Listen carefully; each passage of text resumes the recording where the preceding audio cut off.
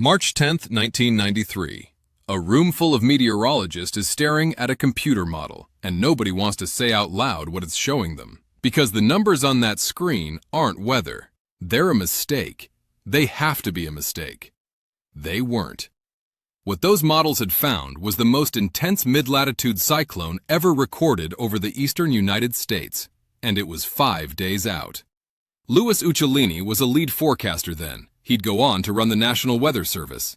By the middle of that week, his team stopped hedging. They put a major storm on the East Coast map and used a phrase forecasters almost never allow themselves: historic proportions. Now watch what happened next. The low formed Friday, March 12th, along a stationary front lying across the Texas Gulf Coast. Then it started to deepen, fast, the way hurricanes deepen. By nightfall, the pressure inside it matched a Category 3 hurricane. In March, over land.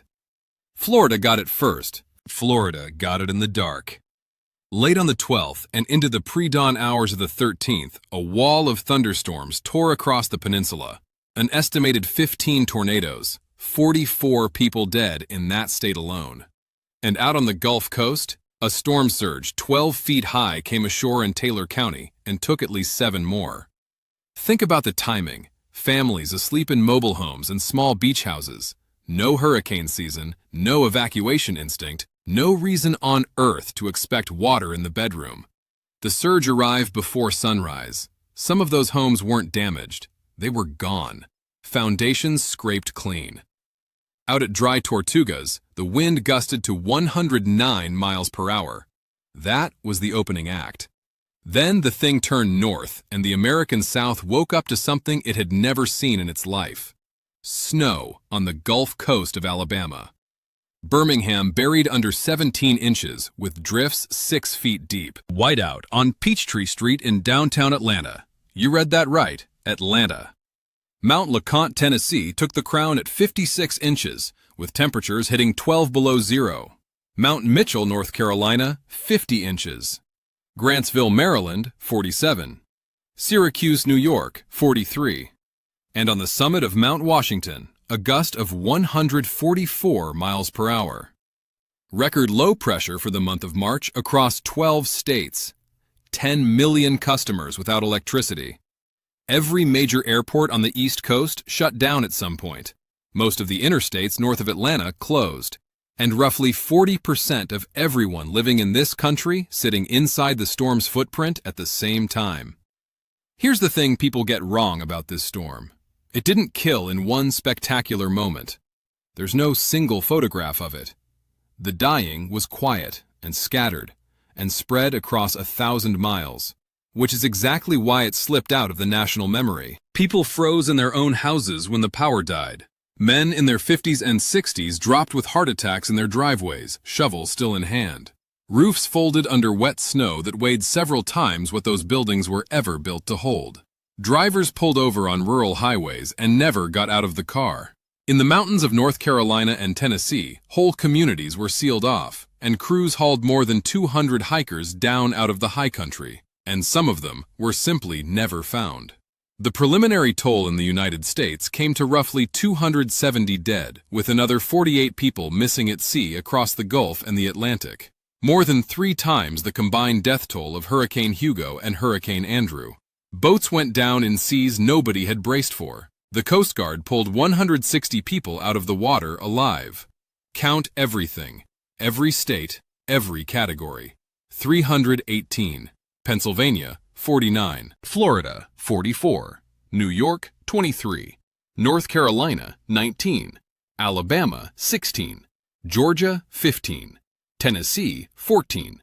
Virginia, 13. $5.5 billion in 1993 money, over $11 billion today. Second costliest winter storm this country has ever recorded. So why isn't that number 3 or 4 times higher? Because of that room full of forecasters on March 10th. For the first time in history, the Weather Service predicted a storm of that size 5 days out and issued blizzard warnings 2 full days ahead. That lead time let them warn roughly 100 million people before a single flake fell. And people listened. New York's Turnpike Authority announced it was closing the road Friday night on a forecast. Governors declared emergencies before the snow started. Airlines grounded aircraft while the runways were still dry. That had never happened before. Every piece of the modernized weather service fired at once, and it is credited with keeping the death toll where it was instead of where it should have been. Then they doubled down. The Doppler radars you see on your local forecast right now, that network was pushed through. Automated stations reporting conditions in real time. Satellites returning fresh imagery every 6 minutes. Supercomputers an order of magnitude beyond what ran the models in '93. Forecast offices rebuilt and restaffed. Building codes across the southeast reopened for snow load. Coastal Florida rewrote evacuation planning for surge outside hurricane season. 318 people didn't come home from that weekend in March. The reason it wasn't 2,000 is that, for the first time, the warning got there before the storm did. And that's the whole story of modern forecasting. It doesn't stop the storm. It just gets there first.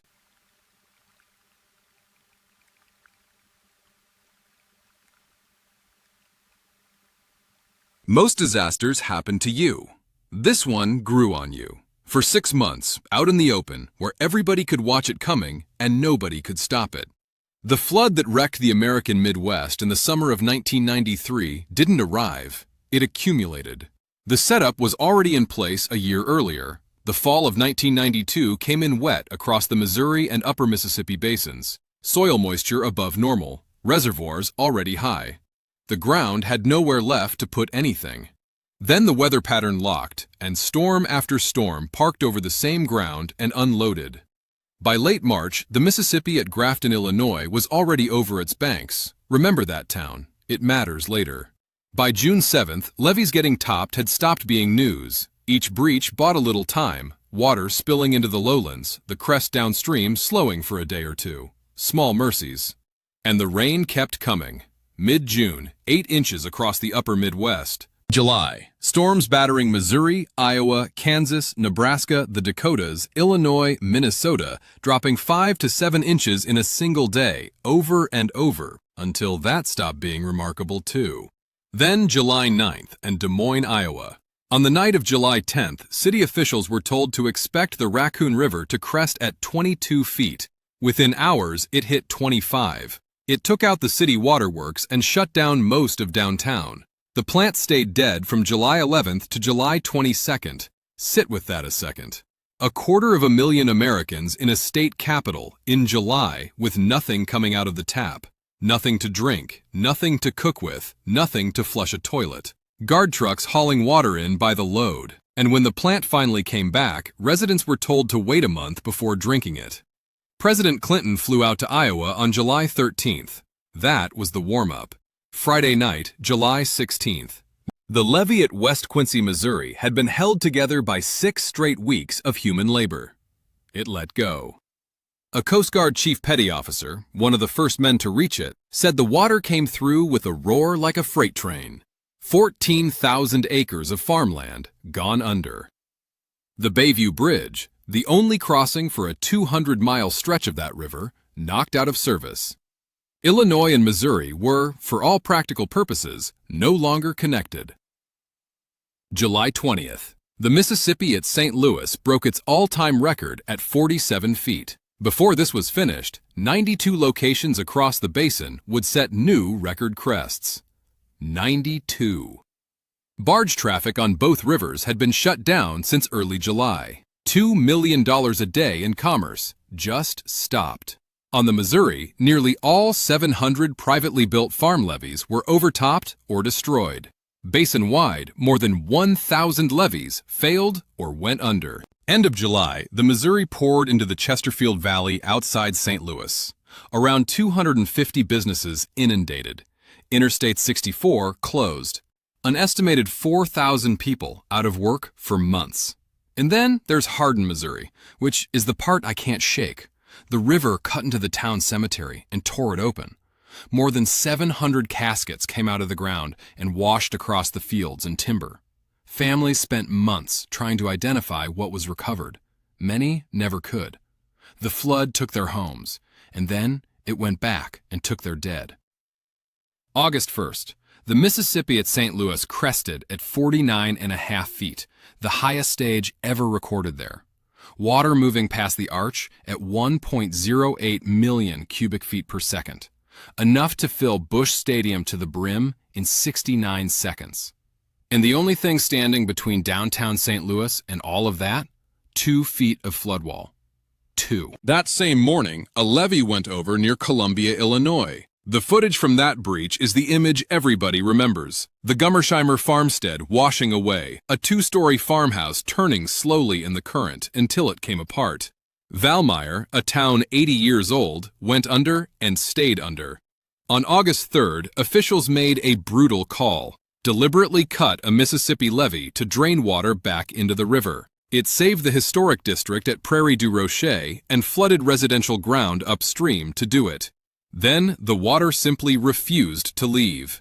Grafton, Illinois, the town from back in March, was in flood 195 days. Clarksville, Missouri, 187. Winfield, 183. Hannibal, 174. Quincy, Illinois, 152. Final accounting: 50 dead. At least 75 towns completely inundated, some never rebuilt. More than 20 million acres underwater across 9 states. About 54,000 people evacuated. Roughly 50,000 homes destroyed or damaged. $15 to $20 billion. Here's what makes this one different from the others. In 1994, the Interagency Floodplain Management Review Committee went back through the whole thing and came out with a conclusion nobody in America wanted to hear. We'd been defending the wrong line. You cannot wall off a floodplain forever. The smarter move is to get people out of the water's way. Gerald Galloway, who led that committee, put the shift in one sentence. Before 1993, there were very few buyouts. Since then, roughly 55,000. Valmeyer decided to leave. 90% of its buildings had been inundated. Instead of rebuilding where it stood, the village bought out 242 properties and moved the entire town up onto the bluff above the old site. Rhineland, Missouri did the same. Old Valmeyer was demolished and handed back to open ground. Congress followed with the National Flood Insurance Reform Act of 1994. Take federal disaster aid after a flood, then let your flood insurance lapse, and you're cut off from help the next time. 50 people died in that water. And the lesson written afterward was short, expensive, and hard for a country like this one to swallow. Some places aren't meant to be defended. They're meant to be left.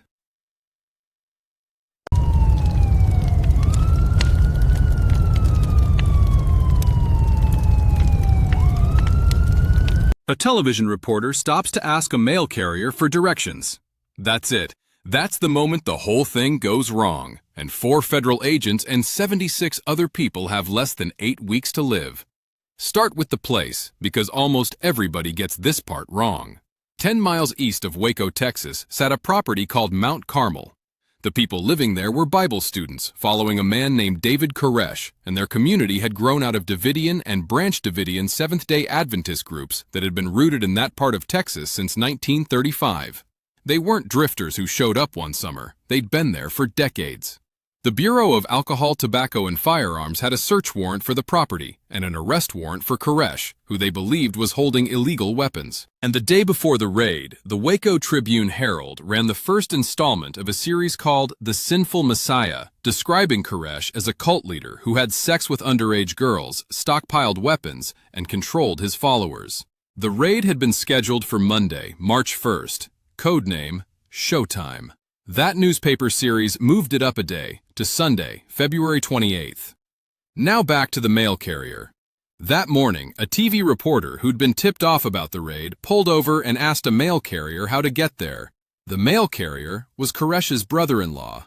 Surprise, the entire premise of the operation was gone. The ATF commander was told the Branch Davidians new agents were coming. He ordered the raid to go forward anyway. 9:45 in the morning, the shooting starts. ATF agents said the first rounds came from inside the building. Branch Davidian survivors said the first rounds came from the agents outside. 30-plus years later, that question is still open. By the ceasefire at 11:30, 4 ATF agents were dead, and 16 were wounded. 6 Branch Davidians were killed too. On March 1st, the FBI took over. Eventually, nearly 900 law enforcement officials had that property surrounded.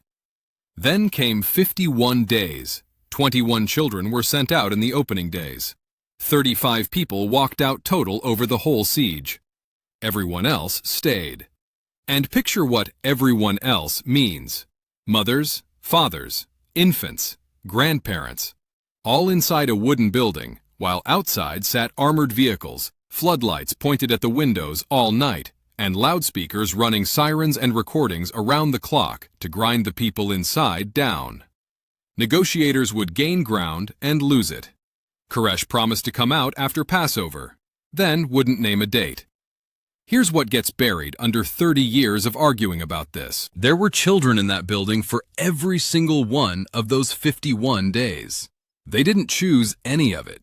Not the guns, not the theology, not the standoff. They were just there.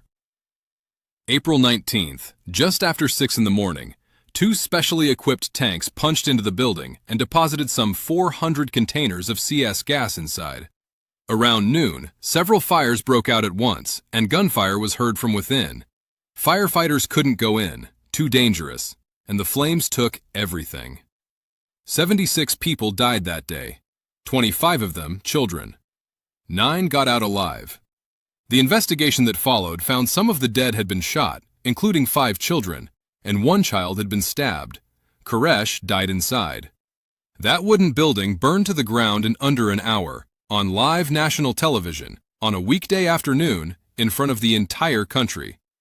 That's why this one never went away. And the fire's origin? Still disputed, to this day. 6 years later, and watch what surfaced. Documents came out showing the FBI may have used pyrotechnic military tear gas rounds that day, something the government had never disclosed. Attorney General Janet Reno appointed former Senator John Danforth to figure out what actually happened. His team worked through 2 million pages of documents, 849 interviews, and thousands of pounds of physical evidence. The report landed in November of 2000. Government incendiary devices did not cause the fire. Witness accounts and physical evidence pointed to the Branch Davidians setting it themselves. Investigators also concluded the government did not fire into the building, but Danforth wasn't finished. And this is the line that matters. The government's failure to be straight with the public about those pyrotechnic rounds had done enormous damage to public confidence, damage he called immeasurable. He wasn't exaggerating. A 1999 poll found only 46% of Americans believed the Davidians started the fire. 27% thought the FBI did it. Another 27% had no idea what to believe. That's what a botched operation plus 6 years of silence buys you. The reforms came fast. Treasury's review of the ATF raid, out that same fall, was brutal about how the operation was planned and run. Congress held joint hearings in the summer of 1995, and in 1994, straight out of the outcry over Waco and over Ruby Ridge in Idaho, the FBI stood up the Critical Incident Response Group, pulling negotiation, behavioral science, and tactical teams into one structure answering to one command, instead of pulling against each other. The mandate? Manage sieges and hostage situations and end them, wherever humanly possible, without loss of life. Director Louis Freeh made that pledge to the Senate in 1995. The doctrine flipped. Negotiators got authority over tactical commanders instead of the other way around. Patience became the default setting. 3 years later, federal agents faced an armed standoff with the Montana Freemen and waited 81 days. Nobody fired a shot. And then there's the legacy nobody wanted.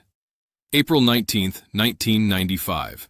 2 years to the day, Timothy McVeigh bombed the federal building in Oklahoma City. Waco is central to why he picked that date. 86 people died in Texas that spring. 4 of them wore federal badges. 25 of them were children.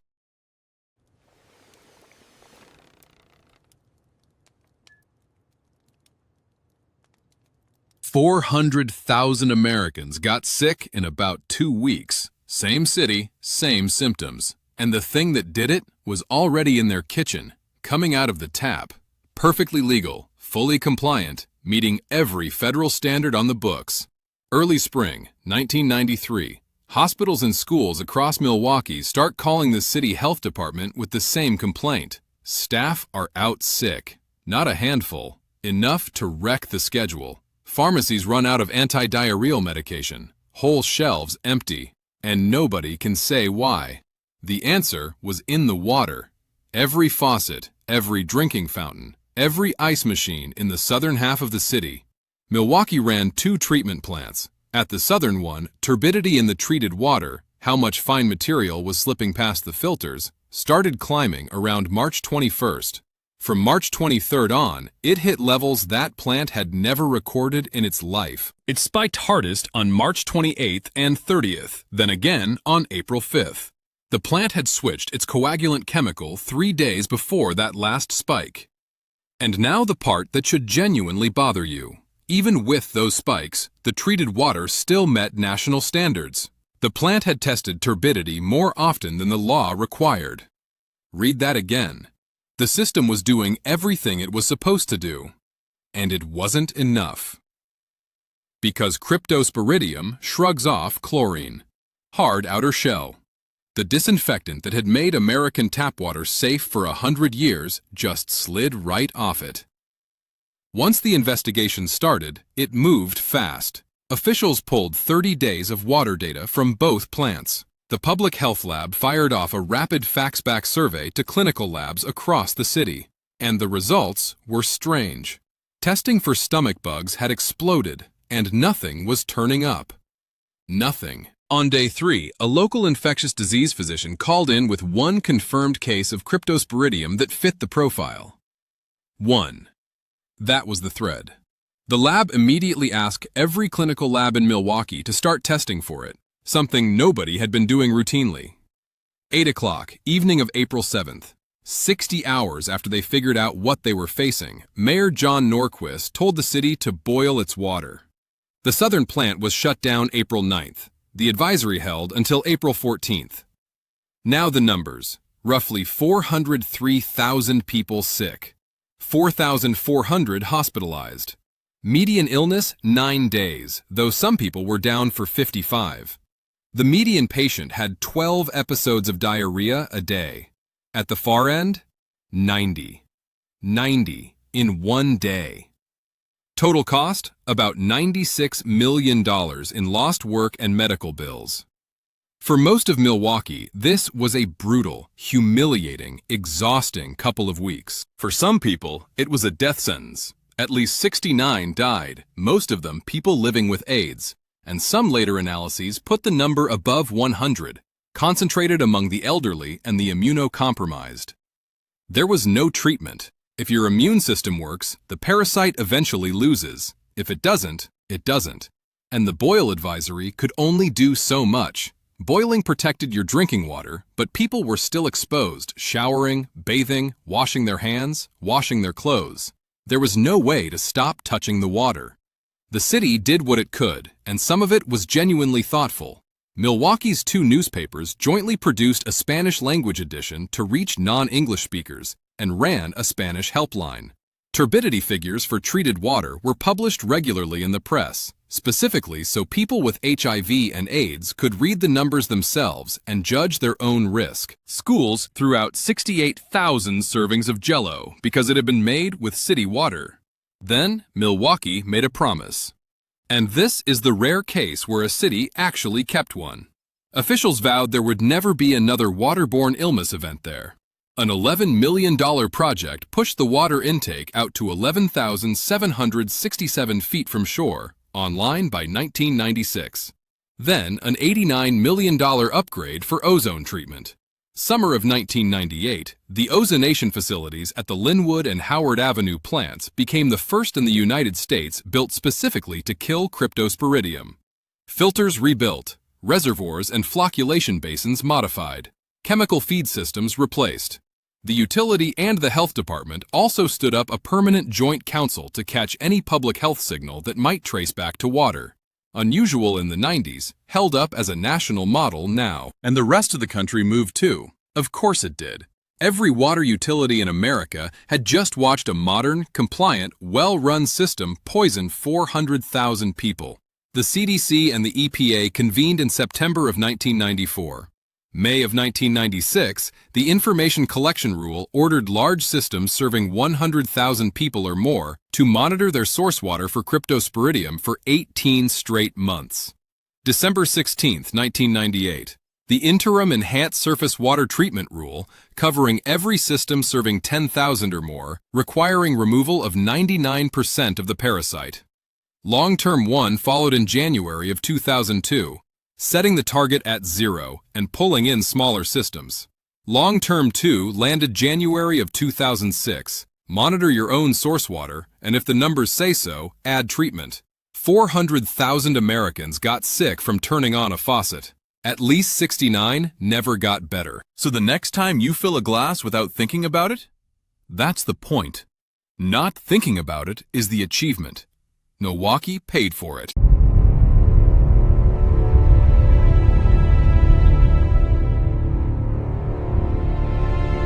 The worst rail disaster in modern American history came down to 3 things: 8 minutes, a wrong turn, and a broken toilet.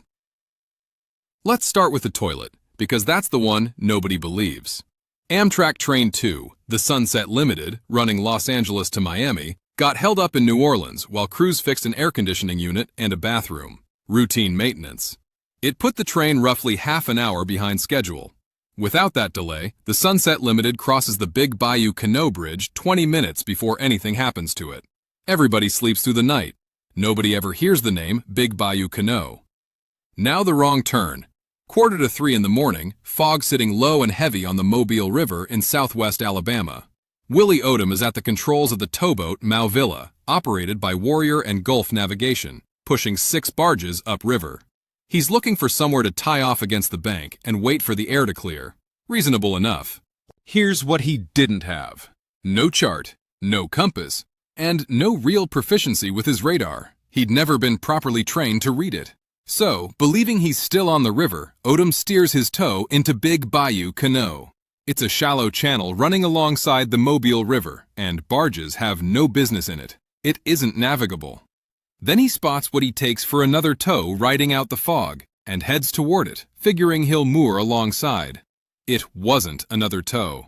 At about 2:45 in the morning, his barges hit the Big Bayou Canot Railroad Bridge. And that bridge had a flaw waiting for exactly this. One span had been built so it could rotate. The design allowed for converting it into a swing bridge someday. The conversion never happened, and the span was never properly secured against moving on its own. The impact shoved a girder 38 inches out of position and bent the track by roughly 3 feet. The towboat crew didn't even know they'd hit a bridge. 8 minutes. That's the entire margin between a barge striking steel and a train arriving. 2:53.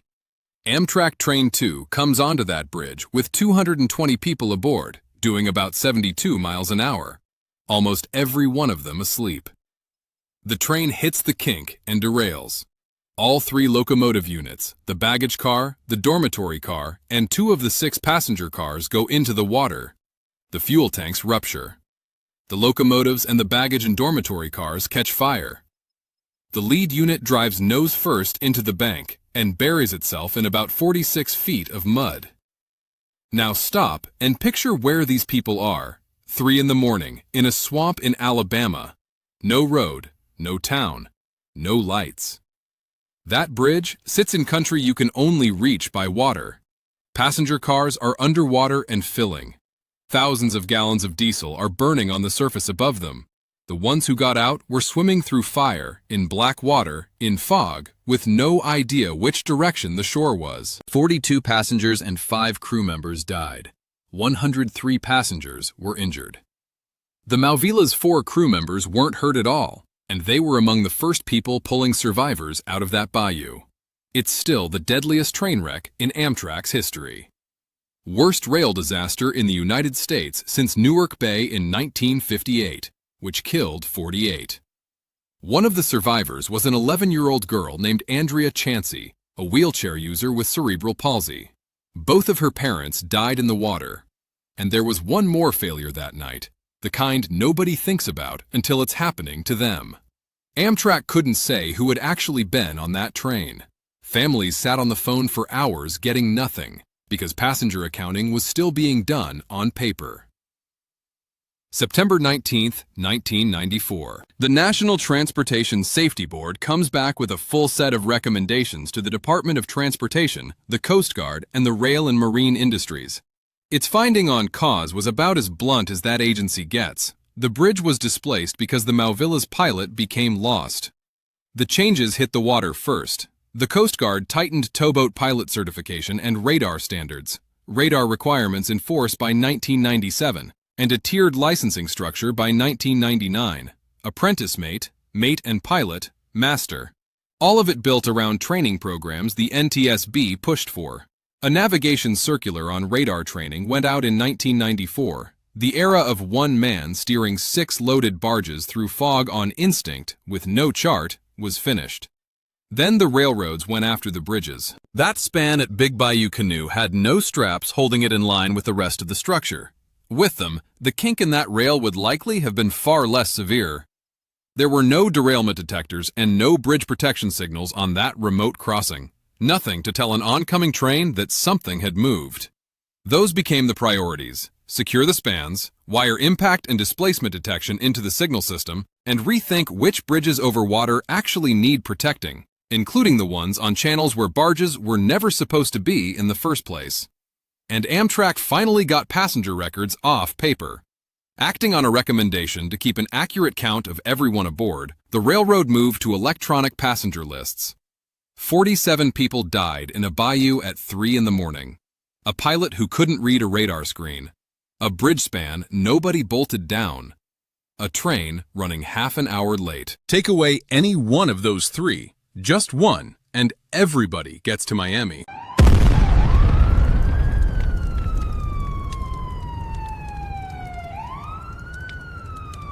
$50,000 people had to walk down 100 flights of stairs in total darkness.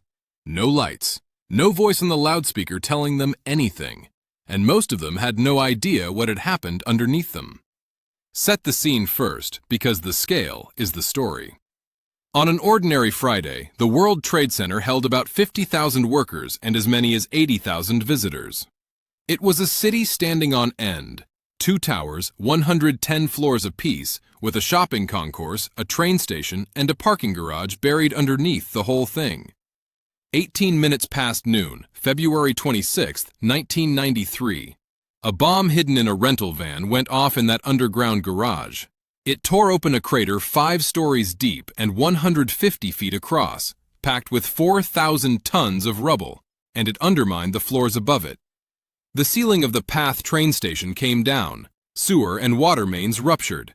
Phone service died across a large part of Lower Manhattan. Power lines were cut. Local radio and television stations couldn't broadcast for days. People felt it miles away. 6 people were killed. John DiGiovanni, Robert Kirkpatrick, Stephen Knapp, William Macco, Wilfredo Mercado, Monica Rodriguez Smith, who was pregnant. DiGiovanni was 45, a dental supply salesman, who just happened to be visiting that day. Kirkpatrick was 61, a senior structural maintenance supervisor. Knapp was 47, chief mechanical supervisor. Several of them were Port Authority employees who worked in that building every single day, sitting down to lunch. More than 1,000 people were hurt, some of them badly, crushed limbs. Among the injured, 88 firefighters, 35 police officers, and an emergency medical services worker.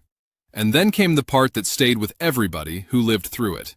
Smoke and flame started climbing into the towers. The bomb had killed the power, which meant no lights in the stairwells, no working public address system, and no way to tell anyone above the blast what had happened or where to go. 50,000 people needed to get out of a building nobody could see inside. So, they went down blind.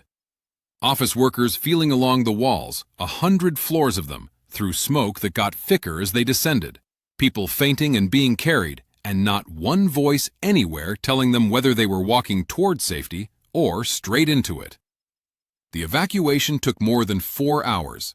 Rescuers checked over 200 elevator cars and pulled people out of 45 of them, then searched every floor of the complex, more than 8 million square feet. Among the people stuck in an elevator, a group of kindergartners on a school trip.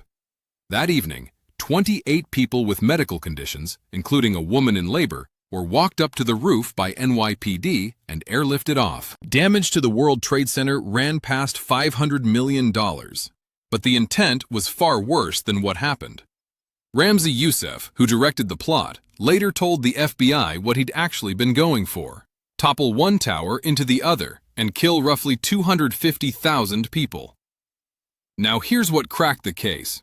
In the wreckage of that garage, agents recovered a fragment carrying a vehicle identification number, a serial number, from a rental van. That was the thread. 6 suspects were eventually convicted of directly participating. The 7th, Abdul Rahman Yassin, has never been caught. Youssef fled the country and was taken in Pakistan in February of 1995. The men who stood trial got life. And now the part that matters most, because it ended up saving thousands of people 8 years later.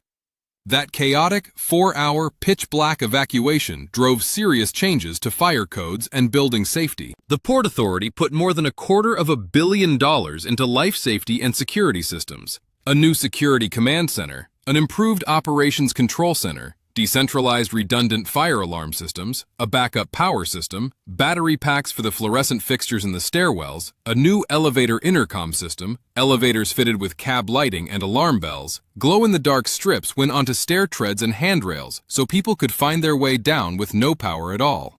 Fire drills stopped being theoretical. Floor wardens got trained. Access to the underground garage was locked down.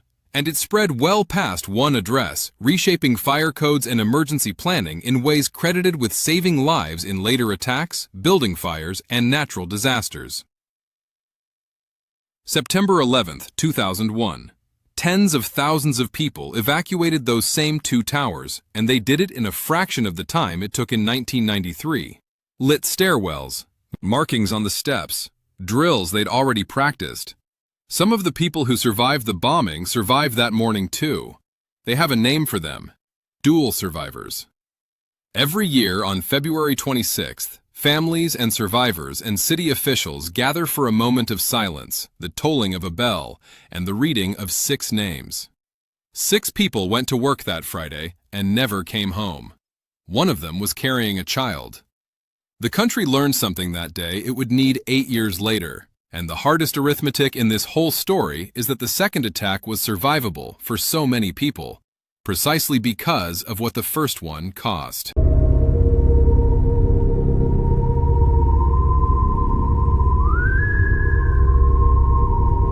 A 19-year-old distance runner is in a car on his way to a funeral. He doesn't make it there. And the reason is a virus that, as far as science knew that morning, did not exist on this side of the planet. May 14, 1993. A young Native American man is traveling through the Four Corners region of New Mexico, the spot where New Mexico, Arizona, Colorado, and Utah all touch.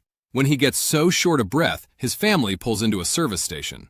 His name was Merrill Bahi, a long-distance runner, a standout at the Santa Fe Indian School. He was headed to Gallup for the funeral of his fiancée, Florina Woody, who had died days earlier at an Indian Health Service clinic 60 miles away. He died in the car. 2 young people, both healthy, both athletes, both gone within days of each other from sudden respiratory failure. It stunned the Navajo community across that entire region, and it should have, because the pattern that followed terrified every doctor who saw it. It started like the flu: fever, aches, a cough, nothing you'd stay home for. Then, over a matter of hours, the lungs filled with fluid until the person couldn't breathe. In the Four Corners states, 17 of the 33 people who caught it that year died. 52%. A coin flip. And here's what made it so much worse. Nobody knew what they were looking at. Before that spring, hantaviruses were an Asian and European problem that attacked the kidneys. Nobody knew hantaviruses existed in the Western Hemisphere at all. Nobody had ever seen this lung disease anywhere.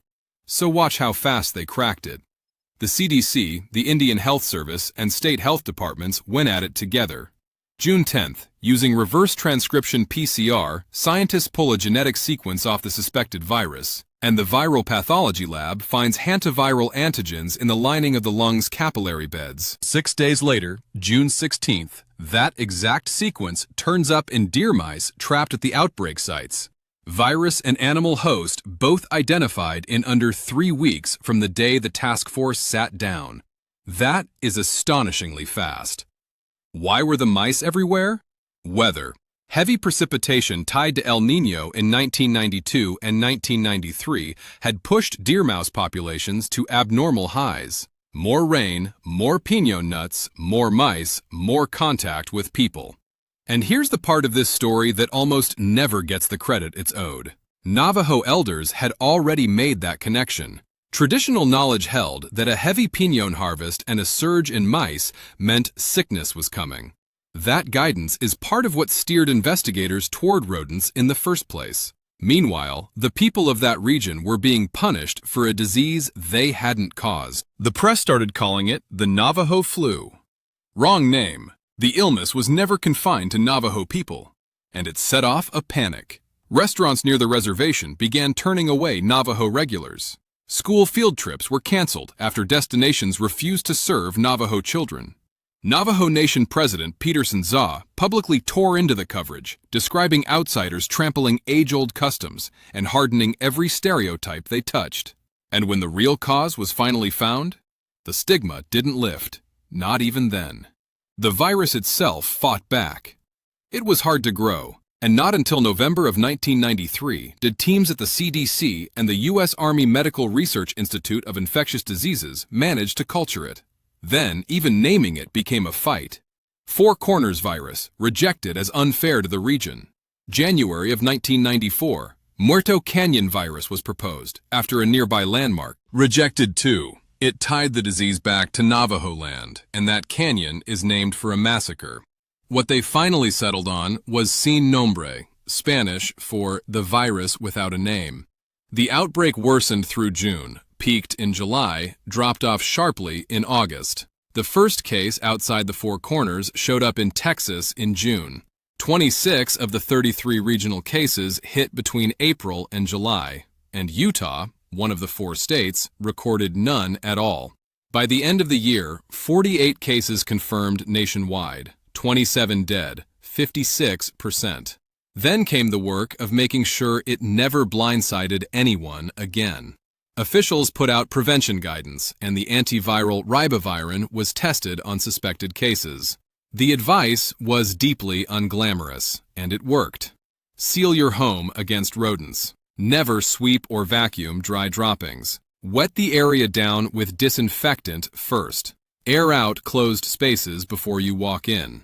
That went across the Navajo Nation, then across the country. A diagnostic test arrived fast, and that mattered more than almost anything.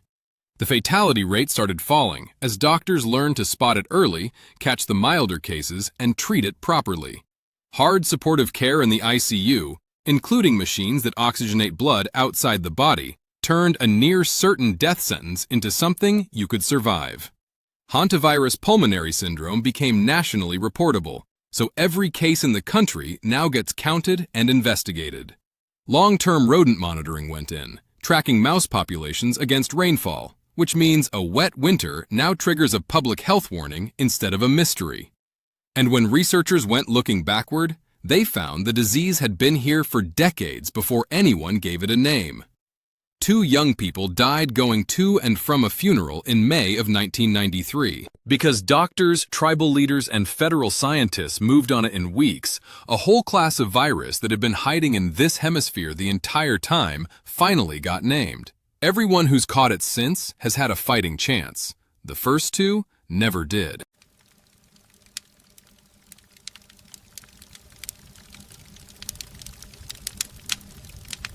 100 acres a minute. That's how fast the ridge above Laguna Beach burned, and that was only one fire out of dozens. It started October 26, 1993. For nearly 2 weeks, fire ran across a stretch of country reaching from the Mexican border to the northern edge of Los Angeles.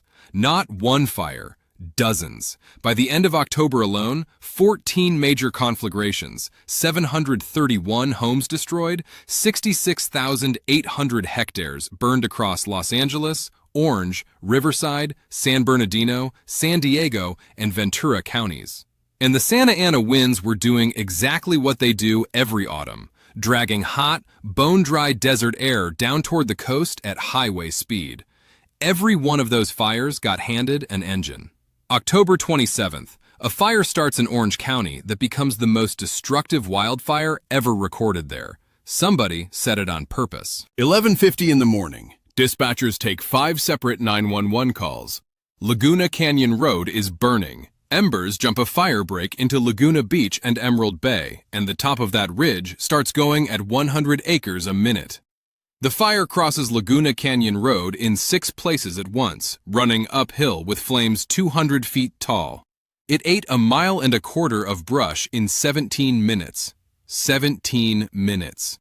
By the time it was contained on October 31st, more than 16,800 acres, 441 structures destroyed, 8 people injured, almost 25,000 residents pushed out of their homes, roughly $528 million. Nobody died. Given how fast that ridge went, that's close to miraculous. Another 500 homes were damaged on top of the ones lost, and the people who lost everything were left with a specific kind of rage, because they knew a human being had done this deliberately. Same day, up in Los Angeles County, somebody's campfire got away from them. The Kinaloa fire burned October 27th through November 1st. 5,485 acres, 1 person dead, 38 injured, 2,500 evacuated, 196 structures gone, 121 of them homes. That was October. November was worse. 11:45 in the morning, November 2nd, smoke appears at Calabasas in Topanga Canyon, east of Malibu, ignited near a water tower above Old Topanga Road. Now watch what it did with 4 hours. 12 miles, straight through the steep canyons running down toward the city, throwing spot fires ahead of itself along the coastal slopes. By dusk, there's a wall of fire along the canyon ridge, with flames shooting 50 to 65 feet in the air. Embers riding the wind reach the waterfront and set the palm trees alight, one after another after another. The Old Topanga fire took 16,516 acres, 739 homes, and 3 lives. More than 100 people injured. Damage around $375 million. And here's what made it so much more dangerous than the numbers suggest. Resources were already at the breaking point. Serious fires were burning simultaneously elsewhere in the region, including the Green Meadows fire at the Ventura end of the Santa Monica Mountains, which took 38,479 acres. There weren't enough engines, not enough crews, not enough aircraft, which means departments had to choose which neighborhoods they could defend and which ones they'd have to let go. Across the November fires alone, 3 dead, 111 injured, more than 30,000 people displaced, 1,084 homes destroyed. Malibu was founded as a ranch in 1804. The population of that suburban corridor tripled in the 30 years before 1993, and in all that time, no major fire came through. The risk never left. It just waited. An entire generation moved into canyon country without ever seeing what canyon country does. So what changed? Less about firefighting than you'd think. Mostly about how Californians build. Wood shake roofs were the #1 killer of houses. Cedar shingles catch a flying ember, ignite, then start throwing embers of their own onto the next roof over, which is precisely how a canyon fire becomes a subdivision fire. Local governments across Southern California moved to require Class A fire-resistant roofing, ban new wood shake, and phase out the existing ones on replacement. Brush clearance stopped being a friendly suggestion. Defensible space became enforceable. Inspections and citations, not mailers. Standards reached past roofs to eaves, vents, decks, windows. Every opening an ember can crawl into. Fire hazard severity zoning, already working its way through Sacramento after earlier disasters, got real teeth because these fires showed exactly which terrain simply cannot be defended. And the California Fire Safe Council came out of this period built on a hard truth. Homeowners and neighborhoods have to prepare before the wind arrives, because on the day itself, there will not be an engine for your street. Evacuation planning changed too. Laguna Beach moved almost 25,000 people in a matter of hours through canyon roads with one way out. Every hillside community in the state went and looked at its own escape routes after watching that. 14 fires in October, 9 more in November, over 1,000 homes gone, 4 people dead, tens of thousands of Americans standing in the road, watching everything they owned turn into smoke. The wind comes back every single fall. It always has. What changed after 1993 is what it finds when it gets here.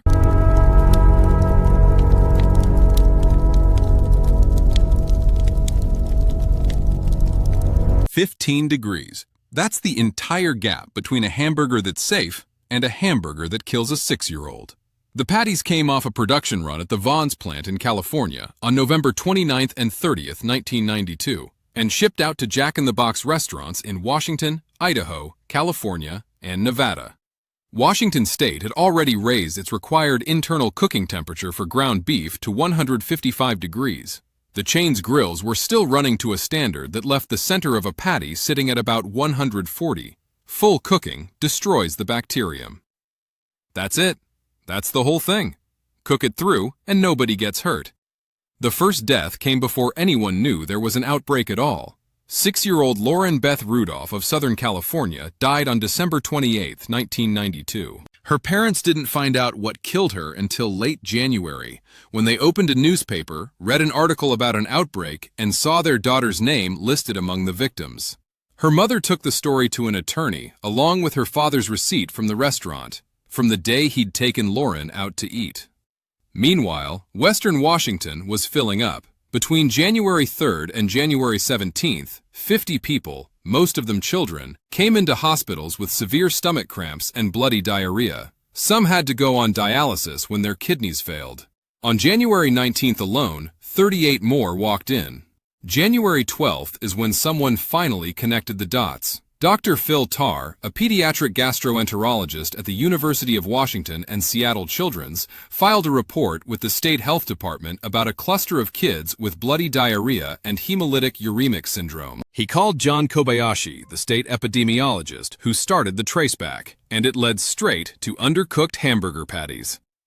January 18th, the outbreak goes public and the company recalls all its meat. More than 200,000 pounds of ground beef comes back.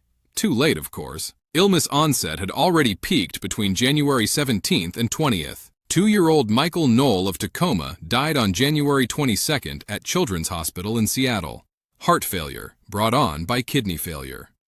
And now the part that makes this outbreak different from every other one you've heard about. 2-year-old Selena Shribs of Mount Lake Terrace died on January 28th. She never ate a hamburger. She caught it from another sick child. 17-month-old Riley Detweiler of Bellingham died on February 20th. Same thing. Person to person. The 18-month-old boy who infected Riley had spent 2 days at the daycare center, while a lab was still processing his test.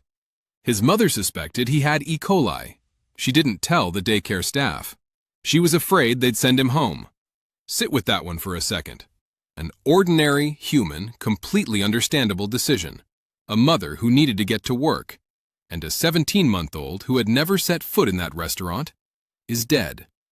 There is nobody in that room to be angry at. Nobody.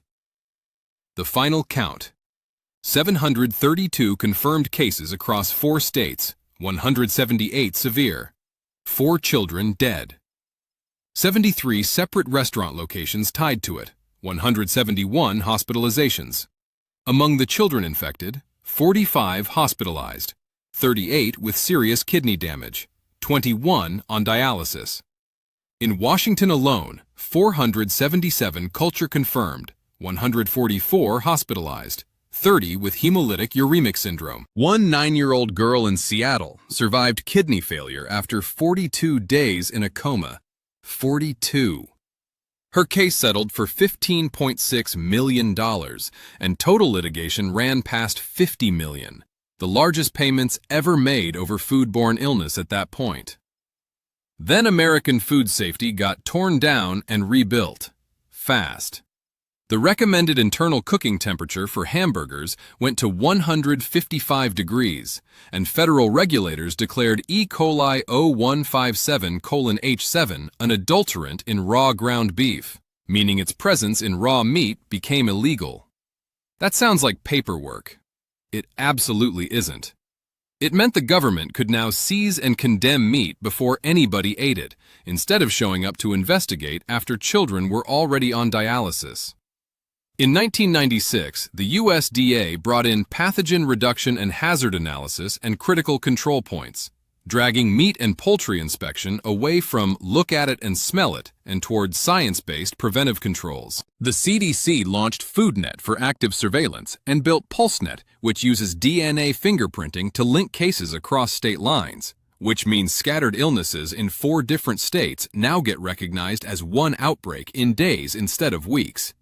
The beef industry funded research into knocking the bacterium out in cattle and slaughterhouses, and Jack in the Box gutted its own operations and rebuilt the company around food safety, cooking validation, microbial testing, dedicated food safety leadership, setting the standard the rest of the fast food industry ended up following.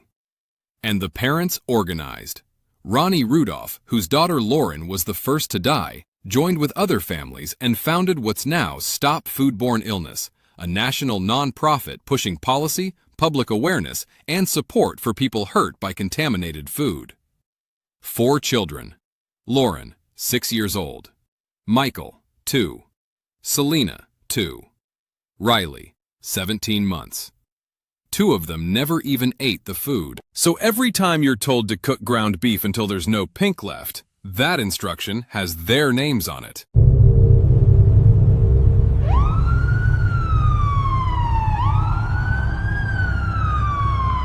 There's a badge in your pocket right now, or a fob, or a card you tap to get to your own floor. You've done it 10,000 times without thinking. That badge exists because of one Thursday afternoon in San Francisco. Before July 1st, 1993, you could walk into almost any office tower in America, step into an elevator, and ride to any floor you wanted. No desk, no badge, nobody asking your name. That was just how buildings worked. 2:57 in the afternoon, a 55-year-old failed real estate speculator named Gianluigi Ferri walked into the building at 101 California Street in San Francisco's financial district and rode up to the 34th floor to the law offices of Pettit and Martin. Why that firm? Nobody ever established it. They'd referred him to other counsel over some Midwest real estate deals back in 1981, matters they couldn't advise on out of state, and hadn't had contact with him in the 12 years since. He left behind a typed letter with a list of names on it. Not one of the people he killed was on that list. 2 of them didn't even work for the firm. He opened fire through the windows of a conference room first, killing 2 lawyers, a witness, and a court reporter, then moved to other floors. Within minutes, 8 people were dead, and 6 more were wounded. He killed himself as San Francisco police boxed him in. Think about what was happening in that conference room when the glass went. A deposition. An ordinary Thursday in an ordinary law office. Paperwork on the table. A court reporter typing. Somebody's coffee going cold. One of the dead was Jody Sposato. Her husband Steve was left to raise their 10-month-old daughter Megan by himself. Another was Jack Berman, whose wife Carol Kingsley said years later that watching other families go through the same thing brings the anger and the determination right back up. Every single time. San Francisco's assistant police chief, Earl Sanders, put it about as plainly as anyone could. The weapons this man carried turned an out-of-shape 55-year-old into a killing machine. Steve Sposato said what shocked him most was learning those weapons were legal. What came next went in 2 directions at once. One you see every day. One people are still fighting about 30 years later.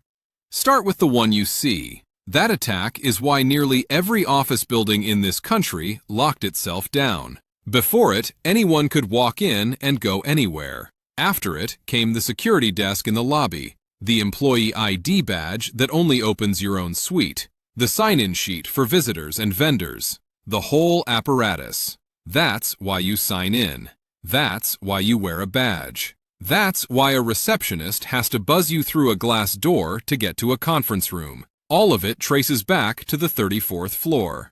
Now, the harder half. Senator Dianne Feinstein said this shooting was her tipping point, that it made clear how the increasing sophistication of weapons had made it possible for one person to kill large numbers of people in minutes. The following year, she drew up the federal assault weapons ban, modeled on California's. It passed inside the Violent Crime Control and Law Enforcement Act, took effect in 1994, and expired in September of 2004 when its sunset clause ran out. And the families did the pushing. Within weeks, Sposato and other relatives were organizing alongside Feinstein. He testified before the Senate Judiciary Committee with his infant daughter strapped to his back, a photograph that ran in newspapers across the country. Organizations came out of it too. Legal Community Against Violence, which you know today as the Giffords Law Center to Prevent Gun Violence, still headquartered in San Francisco. The American Jewish Congress founded the Jack Berman Advocacy Center, named for one of the men killed on that floor. May of 1994. Relatives of 4 of the dead and 2 injured survivors sued the manufacturer of the weapons used. April of 1995.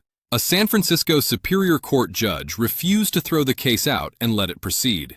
California later repealed the law that had shielded gun manufacturers from lawsuits, a direct consequence of that case. Advocates who started that summer went on to help pass more than 60 gun safety laws in California. Between 1993 and 2013, the state's gun death rate fell by half, twice the national decline over the same stretch. And everyone involved will tell you the same thing about all of it. The results are partial and they're contested. The federal ban lasted 10 years, and researchers still argue over what it actually accomplished. The security desk in your lobby stops an unarmed stranger from wandering in. It does not stop a determined one. The families understand that better than anyone. It's why most of them never stopped working. Pettit and Martin, one of San Francisco's largest law firms, never recovered. It dissolved a few years later. 8 people went to work on a Thursday and didn't come home. A 10-month-old girl grew up with no memory of her mother. And that badge in your pocket is a memorial. Almost nobody carrying one knows it.